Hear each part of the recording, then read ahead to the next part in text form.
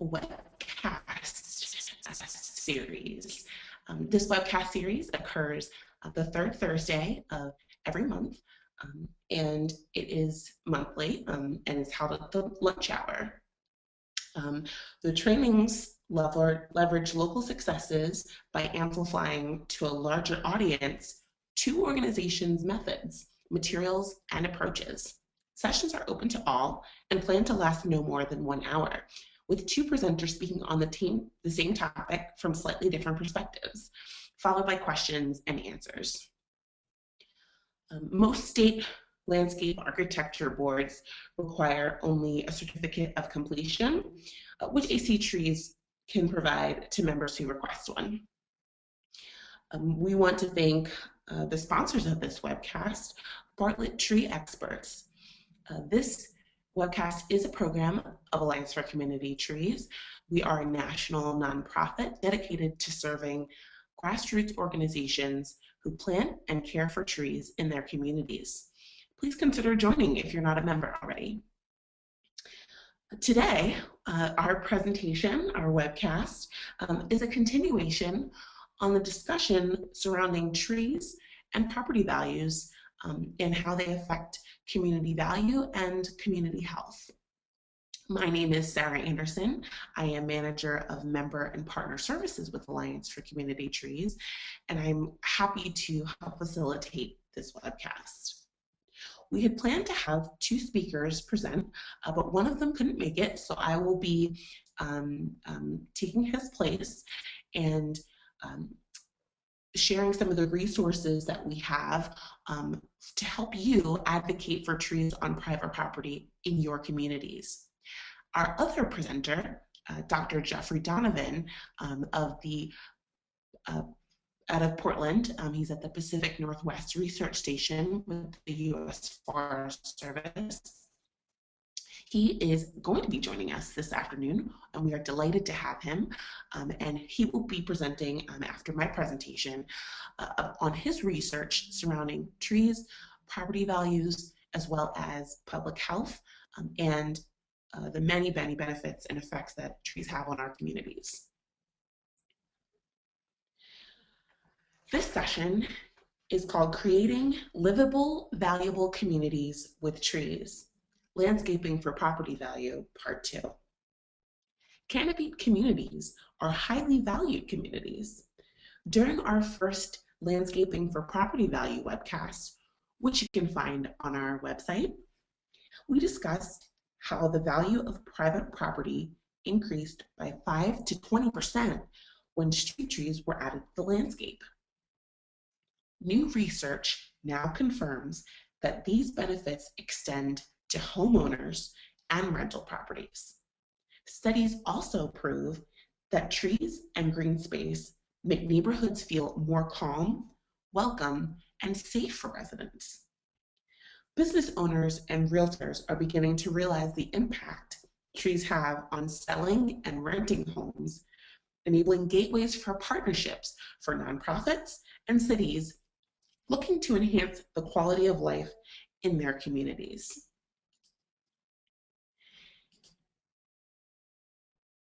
And I am, again, very happy to be here and to share with you some of the resources that Alliance for Community Trees offers to equip its members with the tools they need to advocate for trees in their communities.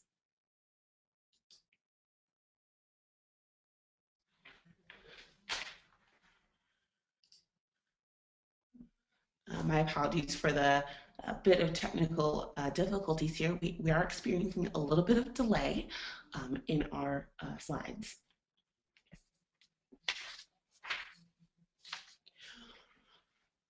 For 20 years, Alliance for Community Trees has been committed to helping shape public policy and local efforts to help protect, sustain, and enhance local canopy across America. AC Trees supports the needs of communities, nonprofits, businesses, and others engaged in urban forestry. And working together, we're all improving the environment where over 90% of Americans live and work, which is in urban areas. AC Trees hosts live conferences, virtual webcasts like this one, and much of our work focuses on equipping all the organizations with the tools that they need, as I mentioned, to maintain their local canopies. During this session, I'll reference various AC Trees resources available to help you make the case for the value of your local urban forest to private stakeholders in your community. The private stakeholders I'll be referring to include those who are invested in the sustainability and the community feel where you live. They include homeowners associations, developers, realtors, landlords, of course, who rent their properties out, alliances and other nonprofits that gather property owners together, chambers of commerce, and business improvement districts. All of these stakeholders have a say and have invested in your local communities. They will be the key players to help you with your missions in making your communities greener. Building your case. So reaching out to these property owners with a strategy will be your best bet for making a change. Making your arguments data and cost driven will help you relate to all the property owners and stakeholders in your communities. People care about the bottom line. People care about relevant topics in their communities. And make sure your delivery is tailored and also brief so that it follows the model of possibly an elevator speech, or you may have a one-page document. We have some resources on our website that can help you create that. But the goal here is to communicate value. All of these values that trees provide in our communities, trees drive up the cost of rent because they add many benefits to the communities. I won't go into all the benefits of trees because I know that most of us listening today on this webcast today are big advocates for trees. So we know everything from stormwater benefits to air quality benefits to crime reduction benefits. We know that trees help us create a sense of place and feel like we belong. Trees increase the quality of a neighborhood. They make a neighborhood and community feel like it's cared for and feel like people are invested in that place. And it also increases safety overall for all those who walk and live there. Ideally, all these benefits will also increase your tax base to make your community more livable. So not only are these benefits excellent for the private property owners, but they extend to the greater public. Trees are a critical part of the success or failure of communities, and you can point to all of these factors as reasons why. In some of your communities, you're dealing with pests, diseases, and other environmental stressors. So more individual private property owners are now aware of how much value exists in the presence of trees, as opposed to the absence of trees on their land. But of course, it is much more advantageous to have residents already invested in their canopy prior to natural disasters taking place. So targeting your outreach to neighborhood organizations, like the stakeholders I mentioned previously, and being strategic with your message is a great way to build your case for trees amongst property owners. As you build your case and as you explore the tools available to put in your toolbox, it'll be really important to get all of the facts that you need. AC Trees has many fact sheets that outline the value of trees in communities. The one featured on this slide discusses the benefits of neighborhood stabilization and revitalization, highlighting data on safety, place value, and affordable housing implications of planting trees. Our other relevant fact sheets include one on greener business districts, definitely a relevant topic to chat with your local Chamber of Commerce about, or your local business improvement district. Studies referenced there discuss how shoppers will pay 8 to 11% more for merchandise and services on a tree-lined district than a barren shopping area. Whether trees are planted in the right-of-way or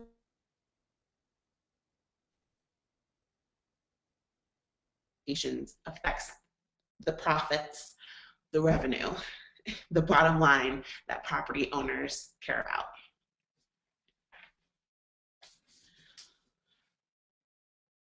Also, we have other resources, and that resources about trees / tree facts link. The tree facts link is essentially a compilation of research that has been done and is up to date and relevant to help you from helping you build your case from any perspective, from stormwater management to property value to air quality. We have outlined many different tree facts for you to take advantage of. So all of the stakeholders that you'll be reaching out to have different needs. Commercial stakeholders want to know they are investing in highly trafficked, welcoming, shopper-friendly areas. They want to know their tenants will be attracting customers interested in spending their money so that they can trust that the rents that they are owed every month will be paid. The benefits I talked about earlier come into play here, discussing how both customer safety and willingness to spend money is higher, how all of those things are higher when the property around the businesses are lined with trees, is going to be relevant to your local commercial real estate owners. Residential real estate stakeholders want to know their investments will accrue in value over time. They may need to be reminded that trees are part of vital green infrastructure, the only type of infrastructure that by nature increases in value over time. The myriad benefits from stormwater interception to air pollution reduction that we all know of rubs off onto these properties. Homeowners want to know that they are living in a place that looks and feels like it is valued so that their individual property values increase. Homeowners and realtors alike often reap many benefits from canopied communities, as the public benefits that follow, as I mentioned earlier, the higher tax base, which leads to better schools and more cared for roads and other public services. This enables everyone to feel a stronger sense of place. So when you are reaching out to these specific stakeholders, for example, the U.S. Chamber of Commerce, your local Chamber of Commerce, reaching out to National Association of Realtors, your local Association of Realtors, targeting your meetings to coincide with their meetings. If they have a board structure, their board meetings, if they have public events going on, looking at their schedule and your schedule, target your message. And maybe it's during National Neighborhoods Month that you're talking with them, and you're able to highlight all of your accomplishments as an organization, and also talk to them about the relevant issues surrounding trees in your community. Be strategic about your meetings with these stakeholders, as the more relevant the topic is to them, the more likely you are to create new tree advocates. As a real life example, our first webcast on this topic covered the partnership between Tree Fresno, an AC Trees member, and the Fresno Association of Realtors. They partnered together to create a program called Real Green, where new home buyers who purchased their home from a participating realtor in the program were eligible for 2 free trees from the Real Green program at the close of their sale. The trees were selected from a list that was pre-specified by Tree Fresno, and fruit and shade trees were among the trees offered among those listings. It turned out to be a very successful partnership. It's still going on today, and we are so happy and pleased that Tree Fresno could reach out to some private property stakeholders in their communities, like a local realtors association, and not only build their own visibility, but build visibility for the realtors. This is one of the partnerships that helps really define and enhance a triple bottom line for everyone, and makes the community much more valuable. So, one of the folks who is doing a lot of work to prove that trees make communities more valuable is Dr. Jeffrey Donovan. That is the conclusion of my presentation. We're going to go ahead and leave questions until after his presentation. And I will go ahead and introduce him now. If you do have questions throughout the presentation and you don't want to forget them, feel free to type your questions into the question box on your panel. We will get them, and we will ask them at the end of the presentation.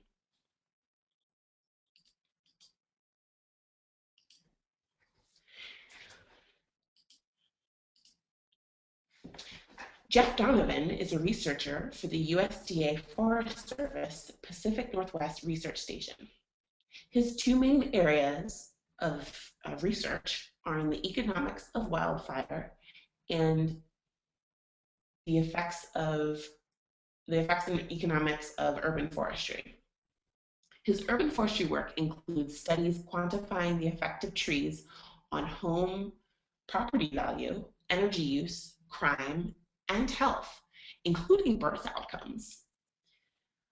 Jeffrey has a bachelor's degree in biochemistry from Sheffield University and a doctorate in forest economics from Colorado State University.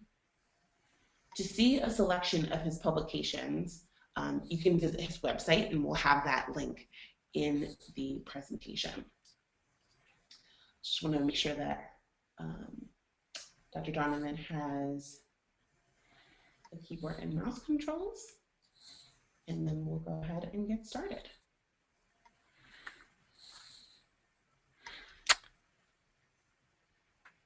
Am I ready to go? Yeah, you can go ahead and get started. Okay, well, thanks, and it's great to be talking to you this afternoon or this morning if you're lucky enough to live on the West Coast like me. So I'm a soulless economist. So what I'm going to try and do is give you numbers to back up some of the benefits that Sarah talked about. And I'm going to start by talking about trees and the property market, both sales and rentals. But I'm also going to briefly touch on some of the less intuitive benefits of trees. And I'm going to begin with the first urban tree study I did. And I looked at the relationship between street trees and house price in my hometown of Portland. And before we did this, I didn't know what aspects of, I didn't think that all trees would be equally valuable. We would imagine big trees might be more valuable than littler trees. Certain species might be more valuable. I didn't know. So I wanted to measure the height, the diameter, and all these things. And clearly you can't do that with, let's see, clearly you can't do that with trees in the yard. So I'm just having a little trouble with seeing if I'm getting my slides to work here. So There may be a little bit of a delay. We're going to go ahead and sort that out. okay, I will continue talking. So what we did is we looked at street trees for this reason, and we visited 3,479 single-family homes that sold between July 2006 and April 2007. So this is kind of at the tail end of the property boom. And we measured the diameter, the height, the species, we looked at its health, and then we measured the crown area on Google Earth. And when I say we, I of course mean my poor student who I inflicted this on. I came with her occasionally, but she did most of the work there. Now, the problem with the type of studies I do is you run into the nice tree, nice neighborhood effect. That is, the nicest trees are in the nicest neighborhoods. And so you have to make sure that you take into account those attributes of the neighborhood. Otherwise, you're going to overvalue the trees. Now, so I've got my first slide. Now, hopefully, we can get the next one. And so what I did was I took into account all sorts of things, the size of a house, number of bedrooms, number of bathrooms, and so forth. And then it's the neighborhood, the school district it's in, stuff like this. And after taking all that into account, what I found is that a street tree added over $7,000 to the price of the house it fronts. They're compared to a comparable house without a tree. So that's a fairly significant benefit. But what I also found is it added over $12,000 to houses within 100 feet. Now that's not to each individual house. On average, what I found was there was 7.6 houses within 100 feet. And so it was maybe a little less than $2,000 there. But you're having this substantial spillover benefit. So what you have in Portland, we have a situation where as in many cities, the provision and maintenance of street trees is the responsibility of the adjacent homeowner. So the adjacent homeowner in this case is bearing all the costs and getting about a third of the benefits. So when you get something like this, is what we call an externality in economics, just a spillover benefit. There's the slide. There's all my little pink dots where my all those houses that my poor student had to visit. And excuse me. So when you get this sort of spillover benefit, what you got is a market failure. And what that means is the provision of the street trees, if it's left to individuals, which it is in Portland and many cities, you're going to get an inefficiently low investment in trees. And my understanding is that a lot of municipalities hard up are trying to push the maintenance of trees onto homeowners. And this is, from an economic point of view, a very bad idea. Now, I could spend my whole talk talking about this, the technicalities of externalities, and I could bore you all to death, so I won't do that. So suffice to say that if you want to deal with this problem, what you need to do is act collectively. Now, this could mean a government entity, it could mean a municipality, but it need not. It could also mean a non-profit, or it could mean a homeowners association. And if the people could move this slide on, that would be great. And so what I found was in Portland, the city estimated that the annual benefit tree is about $4.6 million, annual cost rather, of street trees, about $4.6 million, planting and maintenance costs. And I estimated the annual benefit at about $45 million. So that's a 10-to-1 benefit cost ratio.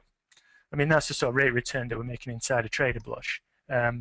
If you want just some sort of frame of reference, the best performing stock in 2012 was on the S&P 500 was Sprint Nextel, went up 138%, mainly by overcharging me, I suspect, my phone bill. But you see, the rates of return here are enormous. The problem is, of course, they don't accrue to the person making the investment, hence the need for some sort of form of collective action. And also, anything that increases property values is going to necessarily increase tax revenues. In this case, I estimate about $13 million a year. So even if you have a heartless local politician, they don't care about the benefits to their homeowners. What you can say is, in this case, the benefits of trees more than paid for themselves just in terms of increased property tax revenues. So they're really, about any way you look at it as investment, this is a good idea. Now, not everybody owns a home. About 2/3 of the country own a home. So there's clearly environmental justice issues if you just considered these sort of studies. You want to also think about people who rent. Um, oh dear. And so I decided to do a similar rental study in Portland. And the problem here is because, okay, we're getting a real lag on these slides. If you could back those up one, that would be great. So what I decided, because economists are basically lazy, these sort of sales price studies are really straightforward because all you have to do is go down to the local tax assessor's office and they will give you reams and reams of sales data. But rent data aren't collected centrally like that, so it's a lot more effort. And so what I decided on this study is in advance that we needed about 1,000, big sample size. And so what did I do? I went where everybody goes when you need something, went to Craigslist. And my poor long-suffering student, this was a new one, that last one quit. Every morning she went to Craigslist and she recorded the attributes of houses that matched our criteria, basically a single-family home in Portland and the advertisement had an address so that we could match it up with other records. Now, part of my motivation for this study was comparing the results to the sales price study. And in the sales price study, I didn't know what attributes of a tree mattered. It turned out that what matters is the number and the crown area. Bigger crown area is better, more trees are better. And you can measure crown area and number of trees pretty well remotely using Google Earth. Sometimes when there's a lot of trees, it's difficult to tell how many there are, so we would have to go out and maybe peek over a fence to work that out. But I think we've got it down pretty well. And again, you need to control for all the other attributes of a house and a neighborhood. But leaving that, having done that, we found that a house with a street tree in front rented for $21 a month more than a comparable house without one. And with a yard tree, it was $5.62. Now, two things jump out immediately from that result is one, street trees appear to be 4 times as valuable for renters. Also, that $21 a month is a pretty substantial bump in rent. So when I've talked to landlords about trees, they seem reluctant to plant them for maintenance or liability issues, but it seems like a pretty decent return on investment in this case. And then why would it be that a street tree is so much more valuable?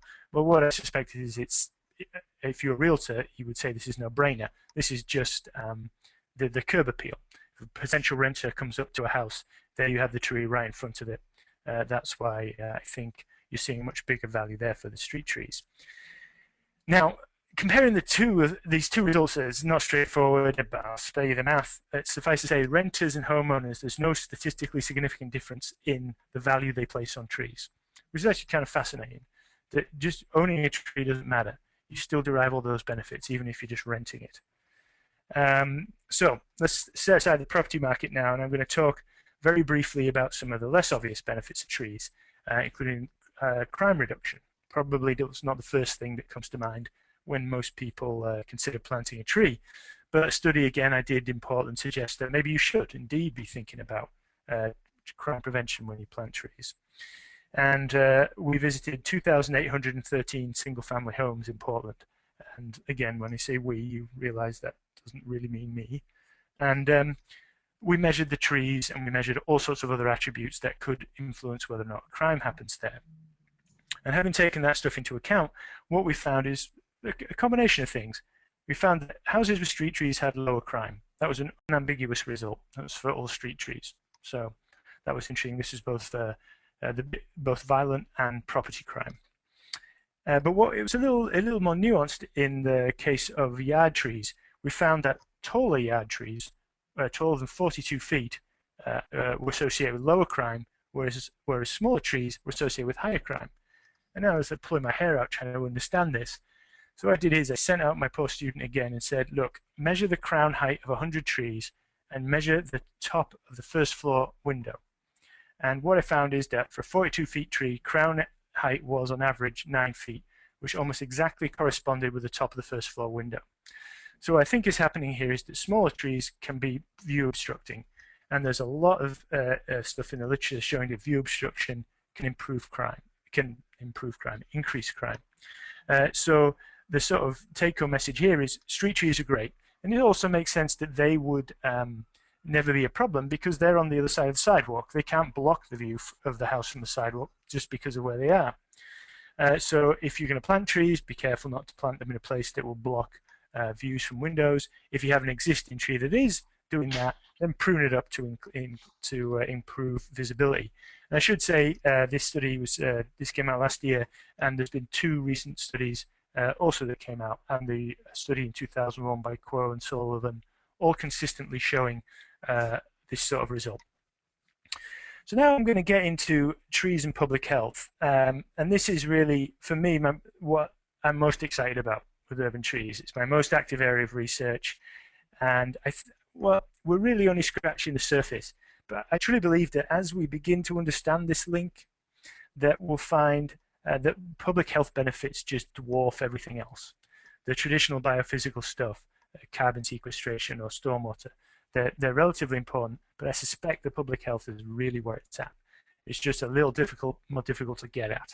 But I'm going to talk about a couple of studies where I made a small attempt to do that. Now, the first study I published a couple of years ago, as Sarah said, I was looking at the relationship between trees and birth outcomes, again here in Portland. And why did I look at birth outcomes? Well, one, if we go back to the laziness of economists, it was pragmatic. There's lots of data on birth certificates. There's information about the baby. There's all sorts of information about the parents too. We had access to this having gone through a human subjects approval. And this is when it's good to be in a webinar, because I don't like saying this in front of a live audience, but pregnancy only lasts 9 months. Now, as a man who's never had kids, I realize that's it's a little difficult to swallow. But what I mean by that is I knew the address where a mother lived when they had the baby. Now, does that mean they spent the entire 9 months there? No, but I would argue that they would most likely have spent all or most of their time living at that address. So I know something about the mother's exposure to trees. Now let's look at something like heart disease, because in pregnancy, we know what causes it, we know how long it lasts. This is a good thing. It's like an infectious disease. It has a precipitating event. But you compare that to the biggest killer in this country, cardiovascular disease. That doesn't have a precipitating event. If, say, a 60-year-old has a heart attack, some of those causes are going to go back realistically to birth. So let's say you had the address where that person lived when they had the heart attack. What does that tell you about their exposure to trees over their 60 years? Probably not a great deal. So it's a bit tricky, and that's why birth outcomes are actually a very interesting thing, very good thing to study. And the other thing is there's no great diagnosis issues here. I was looking at babies' weight and gestational age. We've been able to weigh babies for a long time. So if we see a trend, say, in increasing birth weight, we know that reflects a real underlying change in baby's weight. Let's compare that to, say, well, last year I saw a newspaper article, I think it's the New York Times, about autism. And it said that 1 in 88, I think it was, people in this country now have some form of autism-related disorder. Okay, maybe there is an increase in autism. Maybe we're just more aware of autism, so we diagnose it more because we see articles in the newspaper. Maybe we consider a broader range of conditions to be autism. All those things are possible. So that would make that makes it a lot trickier to study outcomes like that. Not to say that mental health isn't important. I would love to get at it, but it's hard. And then the final and most important reason, I can't emphasize this enough, I do observational work. I don't get to do experiments, sadly. I just have to look at the world and try and untangle these relationships the best I can. And when you're doing that, you can't just sort of go data mining, run analyses and then decide then try and work out what it all means. You have to have a story going in. In this case, there is a plausible story, because we know from experiments that if you expose people to the natural environment, you reduce short-term markers of stress. You stick somebody in the woods, the pulse rate goes down, the heart rate goes down, the salivary cortisol levels go down. So we know that we can decrease stress, and that's been proved in experiments. We also know that stress is related to birth outcomes. So you can make a reasonable two-stage argument that trees could affect birth outcomes. So what about the specifics of the study? I looked at nearly 6,000 singleton live births between 2006 and 7.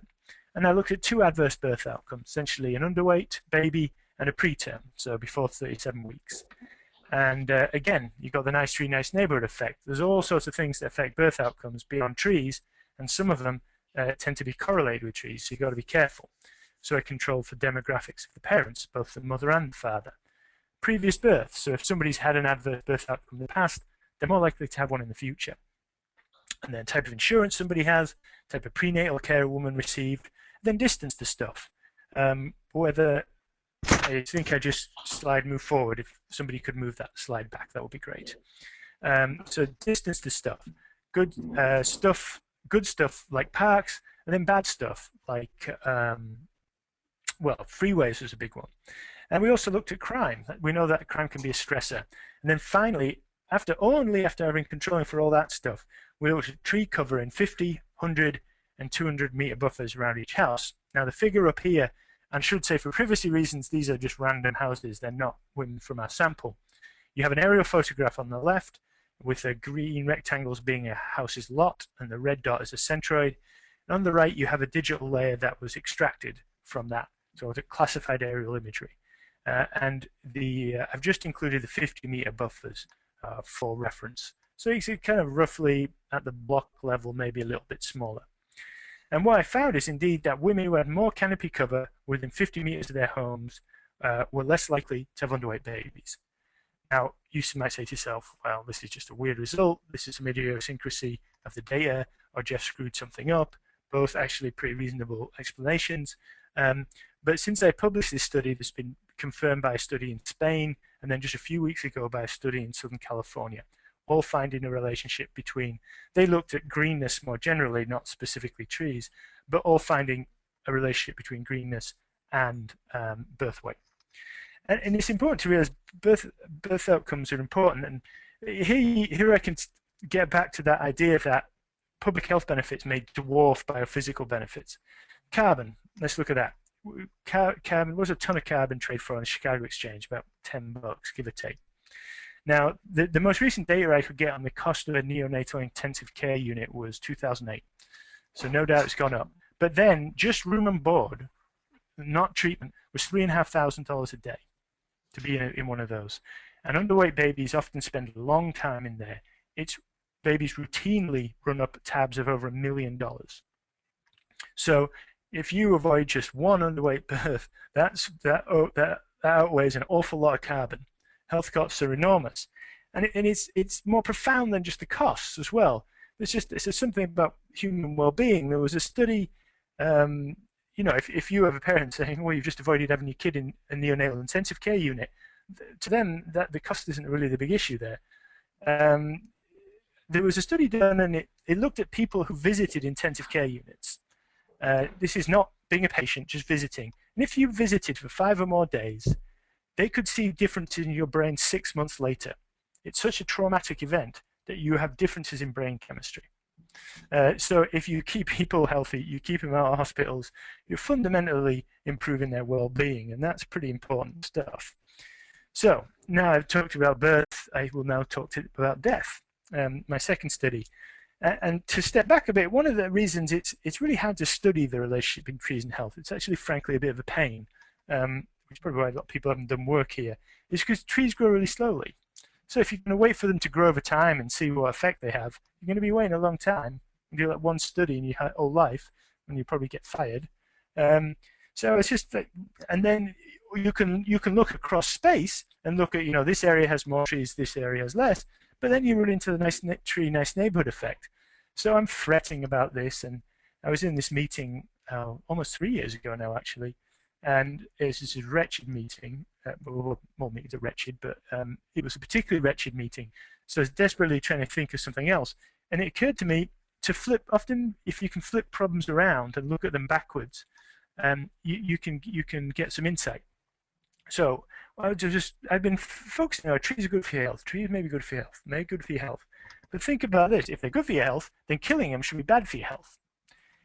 Why is that a revelation? Or passive for a revelation in my case? Well, for a reason. Trees can die a lot more quickly than they can grow. A tree that takes 100 years to grow, you can cut that down in 30 seconds. So you can see a major change in the natural environment in tree cover in a short amount of time. Now, you're not going to log a city typically, but invasive pests do a pretty good job of that. They can be devastating, and they also often have this wonderfully random spread.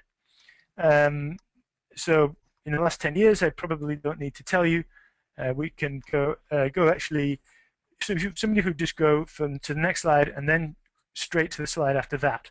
And these two pictures show Toledo Street in 2006. This is in 2006, and the next one is 2009. When we see that one, I think you'll see how, for those of you who are fortunate enough not to be familiar with the emerald ash borer firsthand, you'll see what happens. And this is probably the nastiest they are. This is probably the nastiest pest in the last 10 years. Killed maybe 100 million trees since it was first confirmed in Detroit in 2002. Now, this is clearly awful, but it's fantastic for me because what is this natural experiment?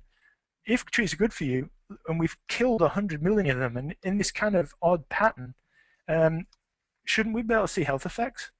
And so I decided to look at cardiovascular and lower respiratory mortality. Well, why did I do that? Well, first of all, there's a plausible link here between the two, stress and air quality. Clearly, we know that trees can improve air quality. That can affect lower respiratory disease and cardiovascular disease, and the same with stress. And I looked at mortality rather than just disease incidence because, again, I'm a lazy economist. You report deaths. There's a statutory reporting requirement, so you get so it's a lot easier to get data.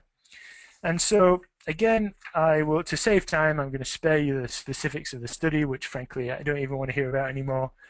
By the time I've got to publish a study, I start to get hives when I think about the specifics. But what we controlled for all the things you would think, and we looked at county-level mortality. And in this case, it was a 15-state study area. It was the if you had at least one county with emerald ash borer in 2010, then your state got in my study area. And what I found is that as emerald ash borer arrived in a county, you saw increases in mortality rates from these two types of diseases, and that effect got worse the longer the bug was in that. And you saw this repeated over and over in counties with very different demographic makeups.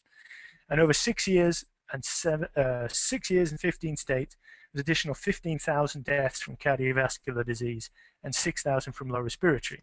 So not a trivial number. For those of you who really do like dollar figures, EPA values human life at 6.9 million. Start multiplying out, you start to get silly numbers.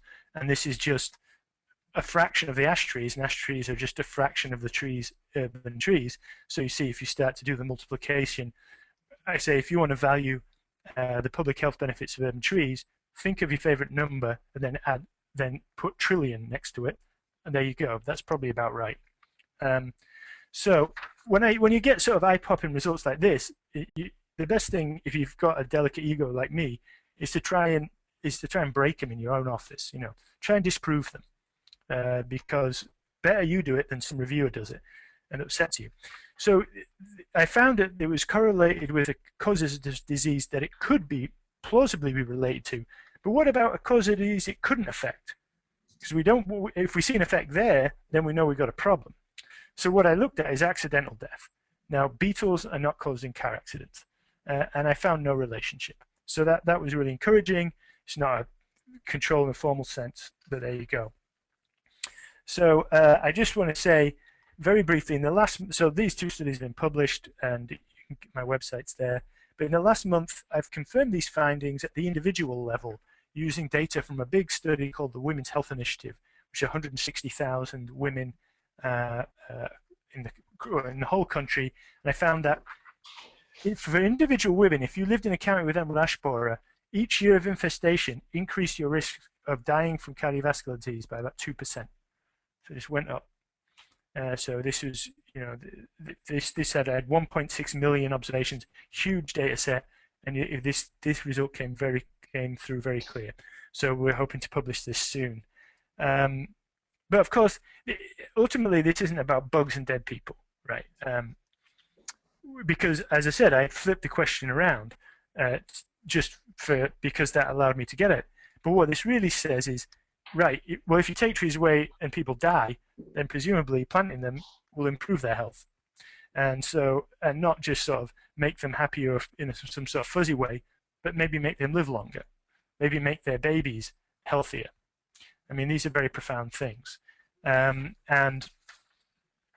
I think taken together, these two emerald ash borer studies really do provide a pretty strong evidence, I think, that there is a link between particularly trees and cardiovascular disease. And so what I hope I've done, what I was trying to do was give you some science to support the benefits of trees that maybe if you have these conversations. If we go to the last slide there, it's just my, there's a little picture of the emerald ash borer. I forgot I put that in. There you go. There's my website. And you can get papers there. I also have 1- and 2-page summaries. You can also get Google Scholar has all my papers. And if you're interested, people interested in videos, on YouTube, we have a video of my emerald ash borer study called Healthy Trees, Healthy People. If you just put that in the YouTube search thing, it'll come up.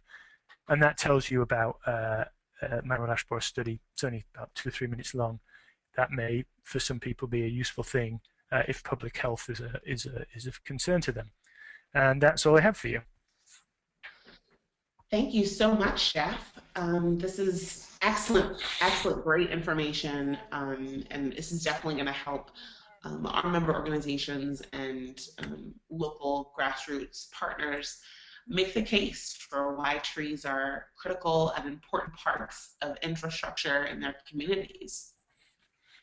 Um, as uh, as we gather some more questions through the question box, um, I just have a few questions to start out. I know that earlier in your presentation you mentioned pruning trees for visibility reasons, Yes. and how that um, really makes a big difference um, in the perception of safety and the criminal behavior. Could you just elaborate a little bit more on what that means? Does that mean pruning for visibility for cars or for pedestrians or for people who are actually living in the homes? Um, I think what it was for people living in the home. So if you can make sure that there's visibility out that first floor window, I think is particularly important. I mean, we found other things in this study that related to it. For example, if people had a street light outside their house, less likely to have crime.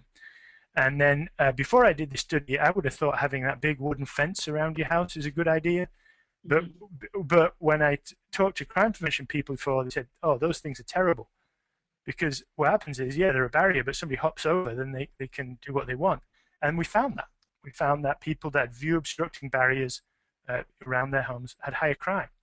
The crime people said they love those metal wrought iron fences. They're a barrier, but you can see through them.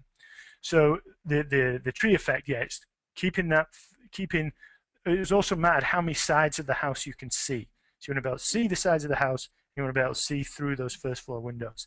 That was what was coming through. Great, really, really great insight.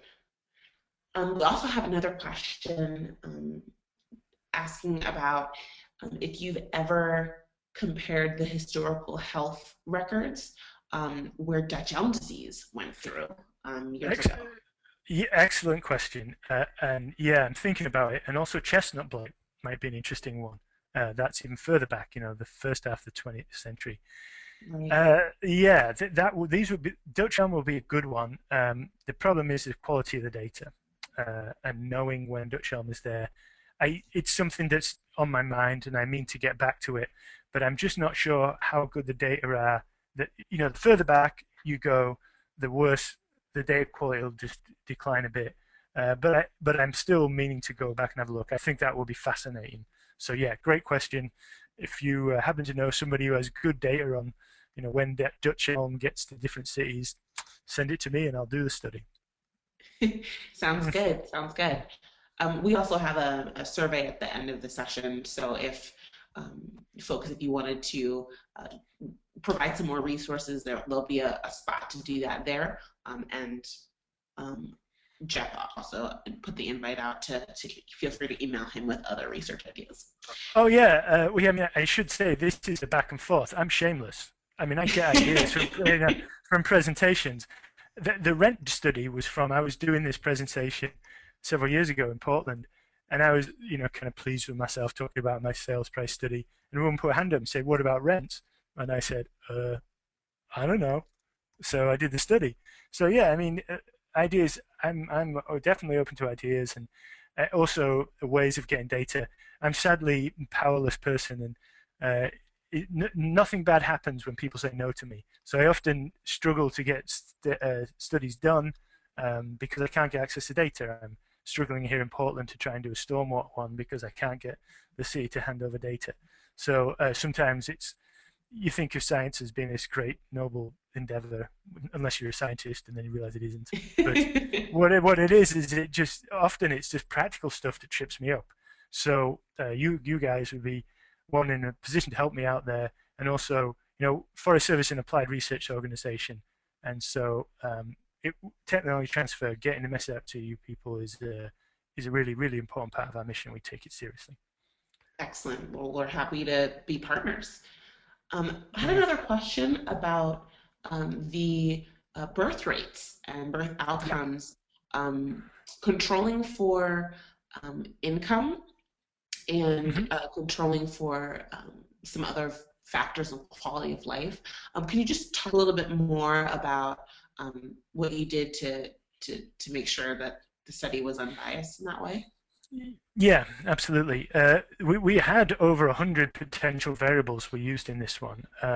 We had income, race, education, what as the big demographics, obviously both mother and father.